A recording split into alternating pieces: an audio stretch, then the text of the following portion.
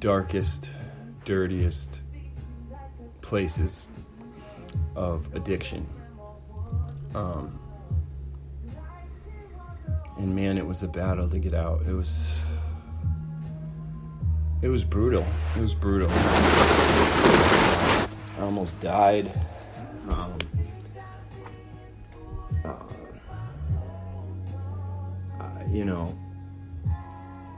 I was using in the worst way that you can imagine as far as injecting it goes. I'm just lucky that I didn't get sick or I didn't die. And sorry if I'm stretching out. I'm stretching out before work. I'm sorry if I sound ridiculous, but it took everything for me to get out of that battle. Rehab after rehab. And finally, I ended up in the hospital. I had overdosed on cocaine and heroin, which I was mixing. I think I was 24, maybe 23, something like that. And I had OD'd, and I woke up in the hospital, and I called my parents. I said, this is enough. And so I called my parents, and I told them what had been going on. I was living in an apartment in Holyoke with people I didn't know for no reason. My parents had moved to Florida at this point, just to get away. Oh, well, actually, so before that happened, I did get clean for 3 years, but I was on the methadone clinic, and I had started going back to HCC, and I was doing well. So I spent 3 years clean. I think from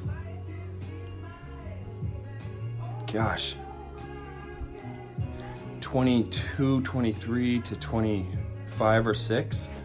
And that's when I got in really good shape and weaned myself down to being just about off the clinic, the methadone clinic. Just working out, going to school, things were going really well.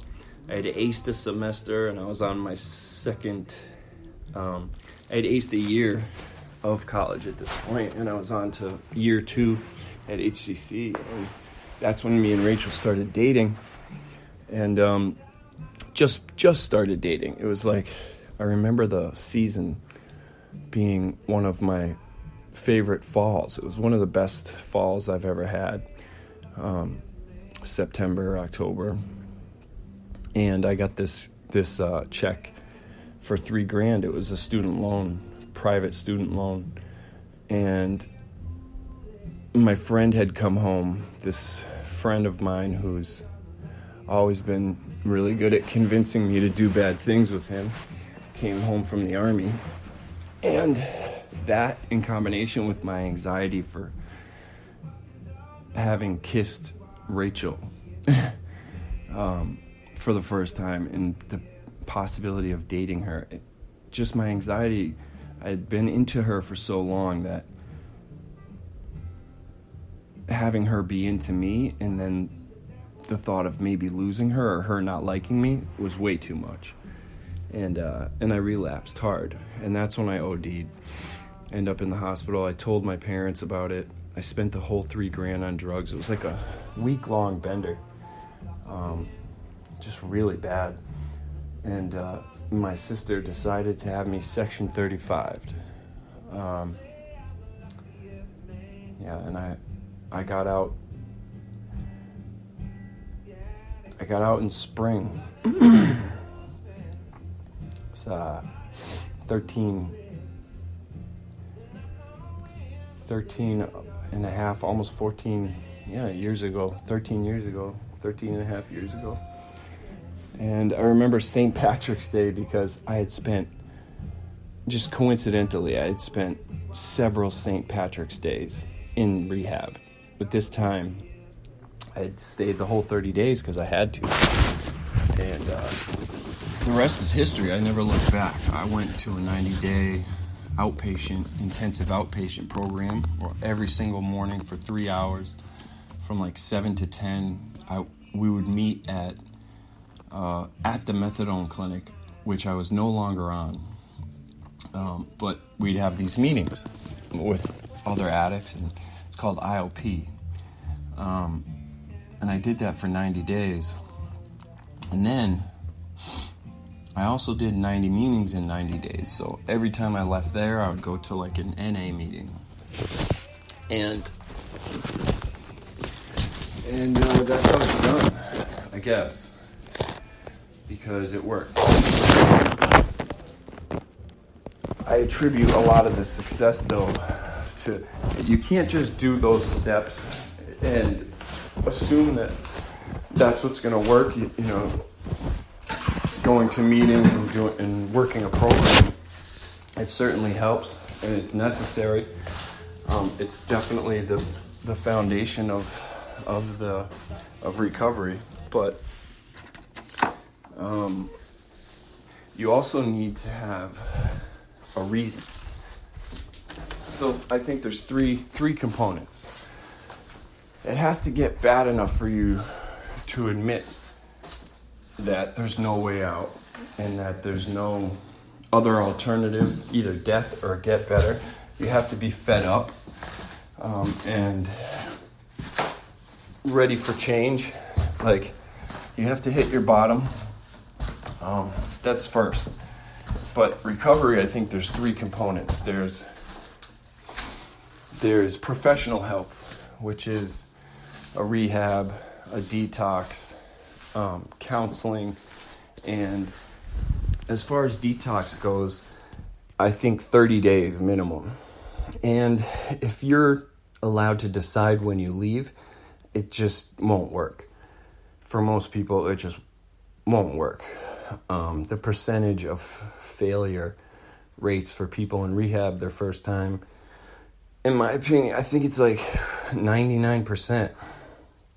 So I was sectioned to stay there. I had to stay there for 30 days. I saw people come in, detox, get clean kind of in 72 hours, leave, and then come back. So it was quite an experience. So I think, three components to getting better. Number one is the professional help, detox, rehab, whatever it may be, and follow through. In that component, you have to not only do the 30 days, but come out and follow through and continue to go and get help. The second component is you need a reason. You need some sort of hope, whether you have a child that something other than yourself, that a reason to do this, because if it's just you and you've gotten yourself there and you have no family or nobody who's counting on you or no one who loves you, then it's really hard. So my reason was my family, obviously, but my big bright reason was Rachel, like a chance to be with this girl. Because I think the foundation of my drug use was just wanting to be accepted and loved, And this is a girl, like, I compare being in love with Rachel to being in love with, like, a TV star or something that personally. I never thought there would ever be a chance. And here was my chance, and she waited for me when I relapsed. She was waiting for me. So that's the second part. You need to have a reason, a person other than yourself that is counting on you. And the third component is you need to replace that bad behavior with something positive. If you get out and you're just going to meetings, it's just chances are it's going to be really hard. So you need to, whatever that chemical release is, you have to find something. In my opinion, nothing is better than physical activity. So I think if you're getting that physical release from the drug, then I think it benefits everyone when you come out to find something, yoga, working out, climbing rocks, hiking, whatever it is, something physical that you dive into and you do on a regular basis, like consistently. I think that's the other helpful thing. And then just that in combination with being very busy. You have to get yourself a job and just be, once you're physically clean and you're released into the world and you no longer have to worry about physically craving, you need to occupy your time with something that's productive. Not only work-wise and that sort of thing, whether it's school or work. For me, it was school, work, and working out. I became addicted to working out. I got in incredibly good shape. I worked a lot at the restaurant, and I was going to school full time. So that's how it happened for me. And I attribute a lot of my it's because of Rachel that I'm alive, and my sister and my family. But my reason was Rachel. And she basically saw me kind of blossom. And then when she graduated from UMass, and we were done with college, I shouldn't say we both graduated, but she did. But when we were done with college, our future, like our view of the world, started to slowly dwindle and become kind of confused, because we were part of the generation that thought all you have to do is go to college and pick whatever major, it doesn't matter, as long as you go and graduate you will find your way. And that's just not true. And I think kids now know that that's not true. And by the time I was a senior in college, before I started my senior year, or really the final junior year classes, I realized that I was deep in debt and majoring in something that would not lead me towards a job at all. And I got very discouraged, and so I stopped going. I didn't want to take loans out for the final year. And because I was at UMass Amherst, and it's not an art school, so I didn't feel immersed in like the art world in a way that felt important. The way that art school does makes you feel like what you're doing is important. And so I stopped going, and I just said, you know what, I'm doing well at work. I'm gonna take, really the initial reason why I stopped going to classes was because it's hard to work full time and pay your rent and stuff and go to school full time. It was grueling. Like, I remember Thanksgiving break and Christmas break felt like hell. All this work to do, and even though I was majoring in art, there is still it's very time consuming, the work that you have to do. And Rachel she was done, graduated, so I said, I'm going to take a break. That's how it started. I'm going to dive in. All I wanted to do was work. I enjoyed cooking at that point. I enjoyed the job that I had, and I said, damn it, I've put in all this work for school. I've done well, graduated HCC with honors and did well at UMass, got into UMass, transferred, and was doing well. And I wanted to take a break, so I said, I'm going to take a semester off.